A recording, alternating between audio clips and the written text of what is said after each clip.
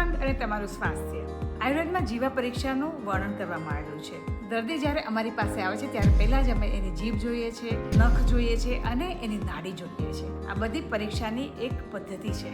તમે તમારી જીભને ક્યારે અરીસામાં જોઈ છે? એ તમારા સ્વાસ્થ્ય વિશે ઘણા સંકેતો આપે છે. આયુર્વેદમાં જીવા પરીક્ષા દ્વારા શરીરની સ્થિતિનું અવલોકન કરવામાં આવે છે. જો તમારી જીભ પર સફેદ જાડું પણ થયું હોય, જામ્યું હોય, તો આયુર્વેદિક દ્રષ્ટિએ તે પાચન અને આમ સાથે જોડાયેલું હોઈ શકે છે. જો જીભની કિનારે દાંતના નિશાન દેખાય તો તે શરીરની સ્થિતિ વિશે એક સંકેત હોઈ શકે છે. લાલ રંગની જીભ પિત્તના અસંતુલન સાથે જોડાયેલી છે, જ્યારે પીળાશ પડતી જીભમાં અન્ય કારણો પણ હોઈ શકે છે. જો જીભ ફીકી હશે તો તમારા શરીરમાં બ્લડના ટકા ખૂન ઓછું છે એનો સંકેત છે. જીભ માત્ર સ્વાદ પારખવા માટે નથી, પરંતુ શરીરના અવલોકન માટે પણ તેનું મહત્વ રહેલું છે.